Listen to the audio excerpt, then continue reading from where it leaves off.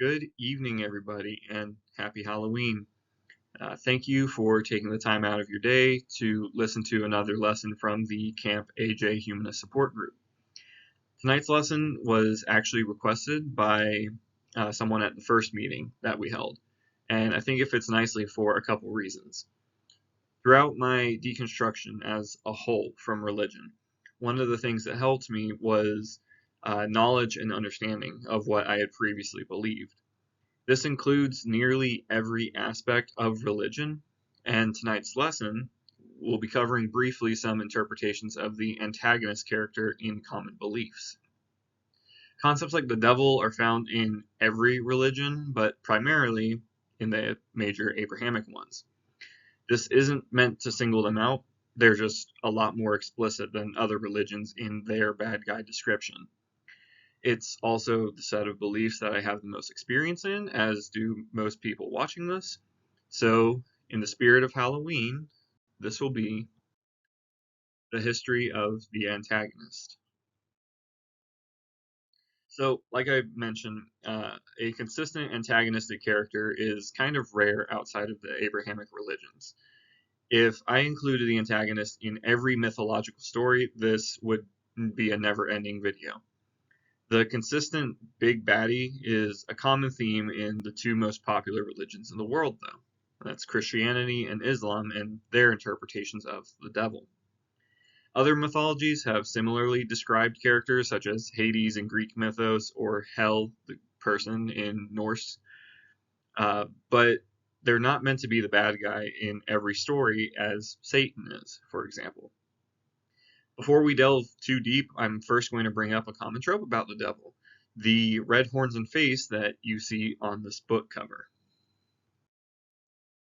So if you ask someone to picture the devil, you might get a variety of descriptions, but one of, if not the most common, is a man with red skin, wings, horns, and a pitchfork.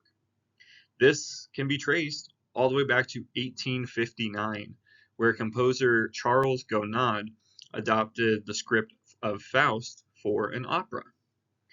In it, the devil wears a set of red tights. Marcel Journet, the singer who played the devil, performed in the opera over 1,000 times and is credited to influencing this idea that we know today. It's also inspired, as many might guess, by the book of Revelation and the Bible. Revelation chapter 12 describes a dragon with 7 heads, 10 horns, and a tail that is indeed Satan. This was the original thought behind the caricature we know today, but over time it became more humanoid, particularly in the Renaissance period. Dante, in his poem Inferno, describes Satan very similarly to the Bible, but with bat wings. Other depictions describe Satan as a serpent, an idea drawn from the Garden of Eden story. In 1667, he was described with more human features in John Milton's Paradise Lost. Then came the story of Faust and what we know today. At the end of it all, the devil had a very human change, after all.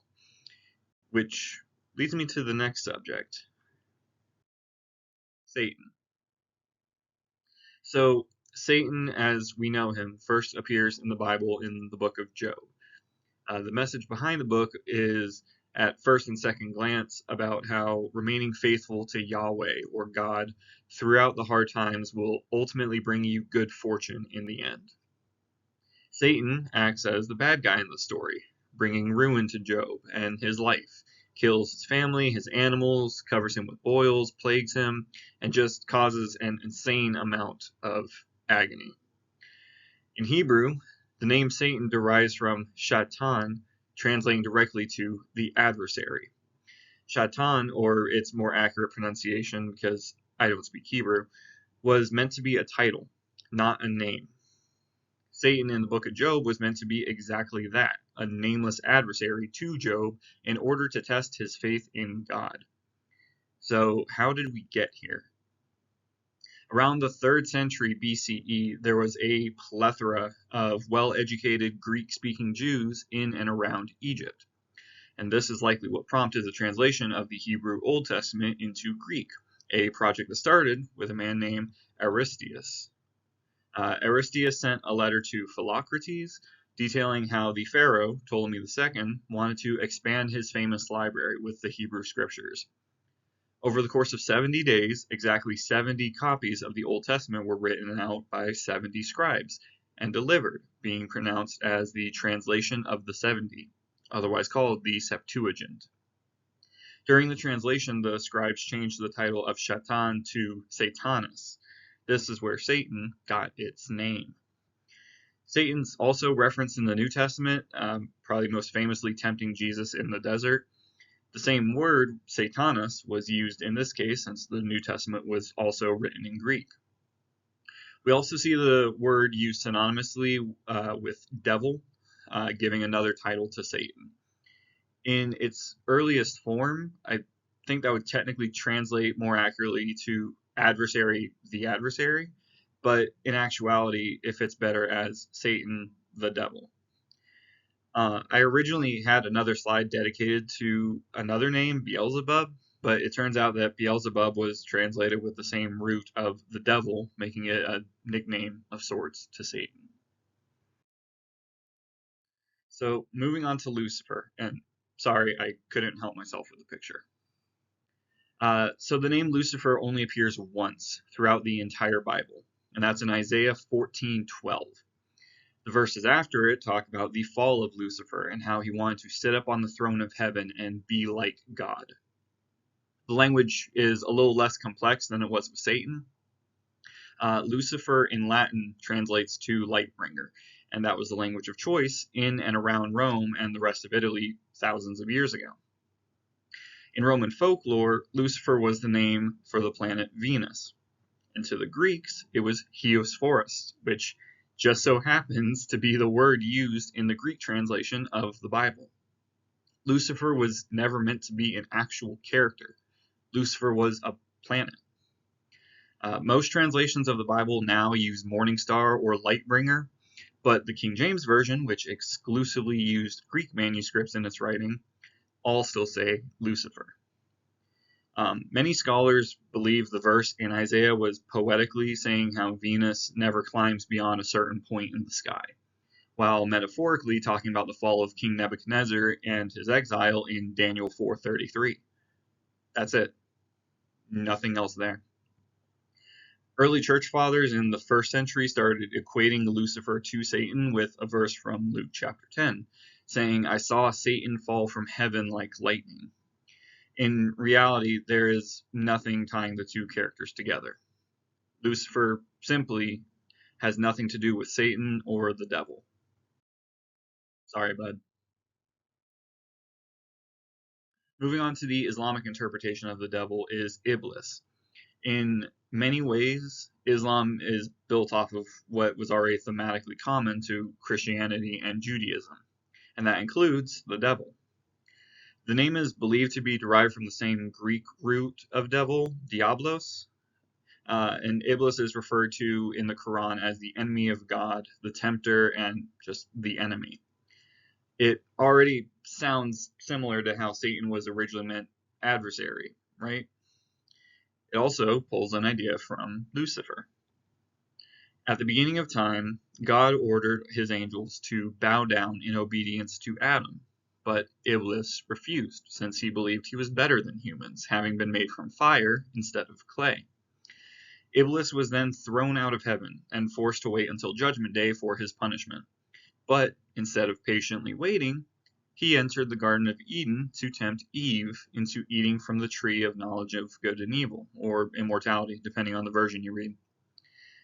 In this story in the Quran, Iblis is referred to as Al-Shaytan.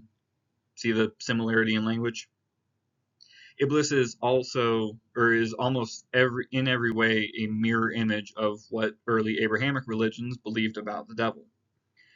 Muslim scholars are actually in a debate as to whether or not Iblis was an angel or demon, since he's referred to as an angel in Surah 1850, but was made from fire, as demons, or jinn, usually are in Surah 55:15.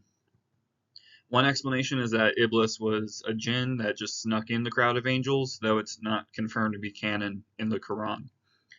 It should go without saying But with so many characteristics of Islam as a whole, uh, especially Iblis mirroring Satan and Lucifer, he falls to the same fate that they do.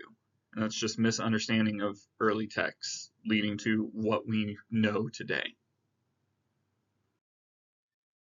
So I'm throwing Baphomet in the slide deck because it's a pretty common misrepresentation and understanding among various religions, and it's actually a fairly recent one compared to others. Baphomet, also called the Sabbatic Goat, is a figure frequently associated with the Church of Satan and the Satanic Temple. This makes sense since it's their mascot and symbol, but the history behind Baphomet has some very Christian origins. In 1098, various Knights Templar during the First Crusade were accused of worshipping a false idol known as Baphomet. The origins of the name are up for debate, but it's believed to be used to contrast Muhammad, the founder of Islam. The rumors of Baph started when Anselm of Ribemont, a Templar, was describing how the Turks called loudly upon Baphomet at the siege of Anatoch. In 1307, as the supposed idol worship continued to spread, King Philip IV of France arrested every Templar in the country for the heretical act of worshipping Baphomet. Between 1856 and 1861, known occultist Eliphas Levi drew the portrait of Baph that you see on screen. He depicted Baphomet to symbolize perfect social order. In his drawing, Baph is both human and animal, male and female, separation and formation, angel and demon, as above, so below. The most well-known usage of Baphomet comes from the Satanic Temple, creating a statue to stand alongside monuments of the Ten Commandments on state capitals in 2015. The statue now sits in TST's physical location in Salem, Massachusetts. So there's a few other names for the devil that are easy enough to explain on their own without individual slides for each one of them. I'm going to go kind of rapid fire here, so here you go. The Antichrist, as described in the book of Revelation, is referring to Roman Emperor Nero. Nero was infamous for the persecution of Christians, and many early Christians thought he was the embodiment of everything Jesus warned his followers about.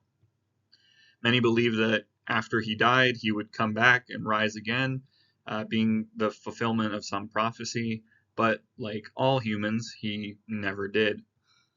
Mephistopheles was the name given to the devil in Faust, the play that we talked about in the beginning. It was used again in the first Ghost Rider movie with Nicolas Cage, but it has no direct religious affiliation.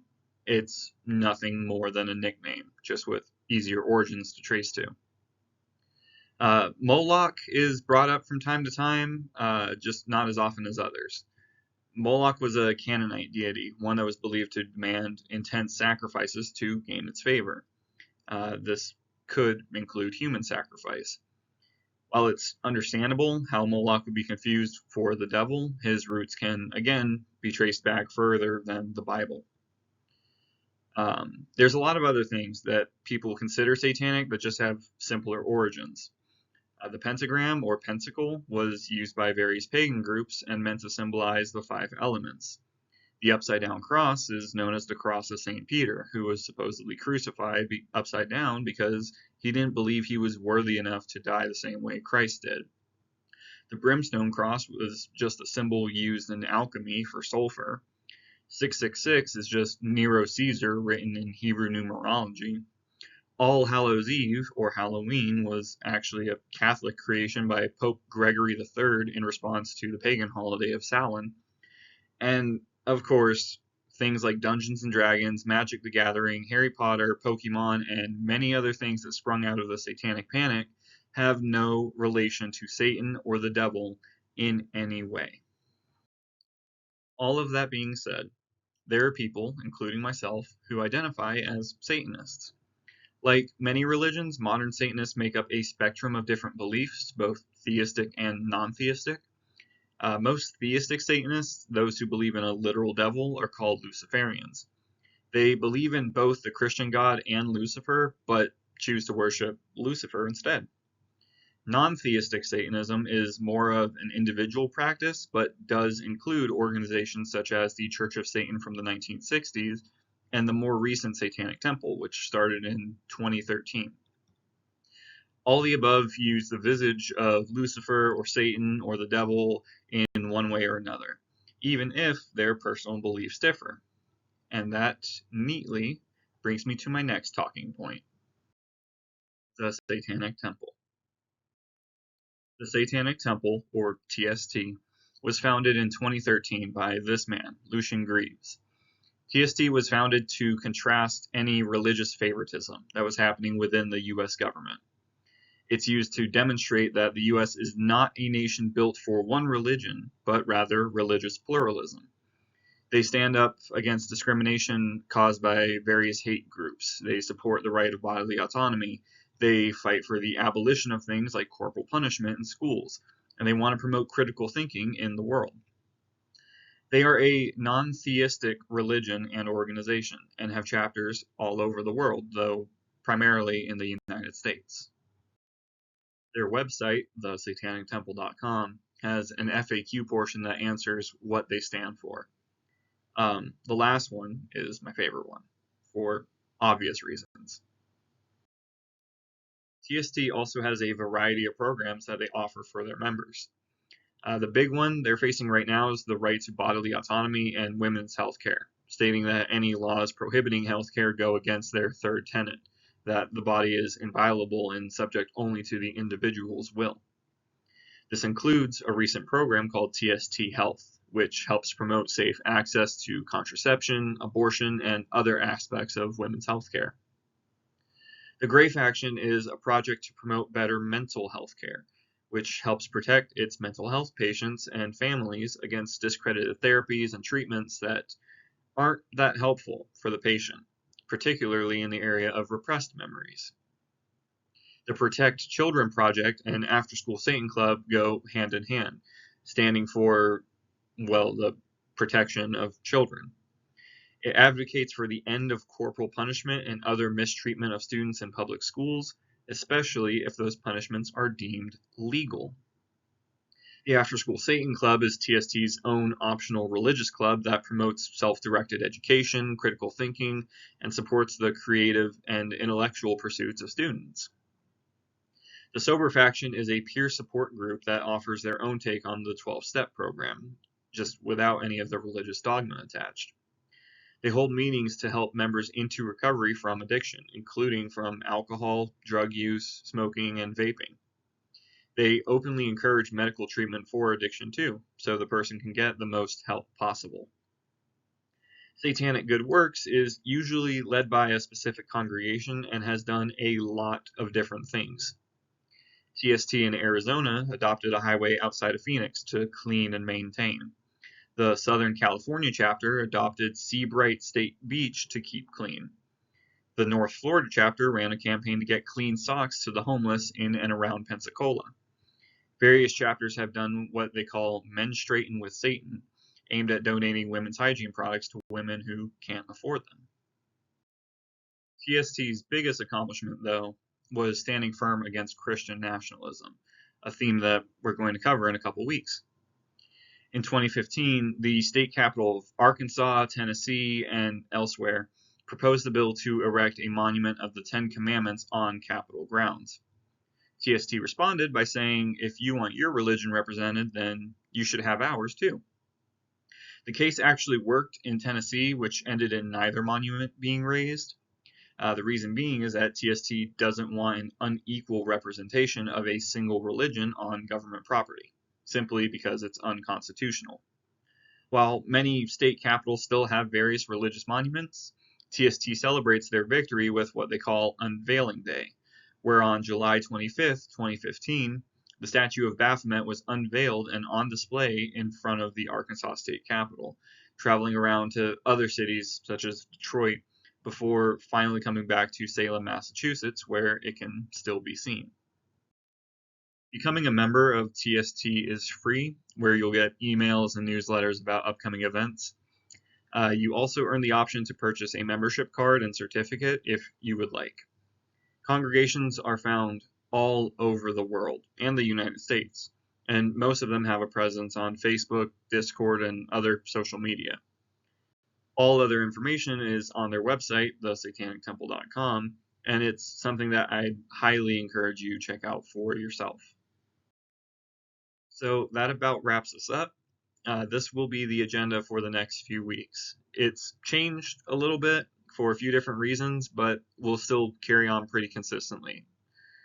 On November 4th, there won't be a meeting due to a mandatory training that my unit is doing. So, sorry, y'all. We'll pick up the following week with a lesson about hell doctrine and the different ways it's been interpreted over time. I'm currently wrapping up a book on the subject by Dr. Bart Ehrman, and I think it'll be a really informative lesson. I look forward to putting it together.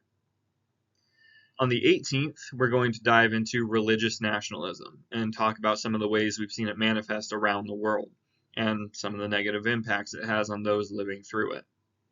That'll also be the time to share resources, different organizations, or even just comforts that we've found as atheists or humanists. Wrapping up November, we're going to have a guest speaker.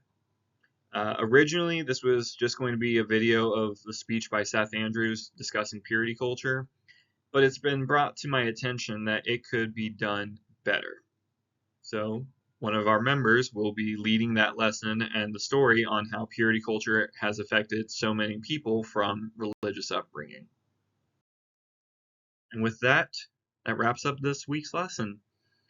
Thank you again for tuning in. I greatly appreciate it. It was a much shorter lesson than last week, mainly because there was so much less to talk about than the book review. And I also wanted to end spooky season on a high note, and an informative one at that, talking about TST and the history behind different names of Satan. So, if you liked it, please let me know. Feel free to give me feedback. Thank you so much for watching, and have a happy Halloween.